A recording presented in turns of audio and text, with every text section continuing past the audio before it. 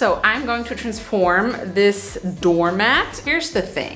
We're living in Germany and you cannot find nice stuff. I'm sure now some people disagree and say we have very nice stuff in Germany, like home decor stuff and things like that. But the point is either you pay a whole lot of money or there's just nothing really. There is a little bit of Halloween stuff, but really nothing goes together, like nothing fits together.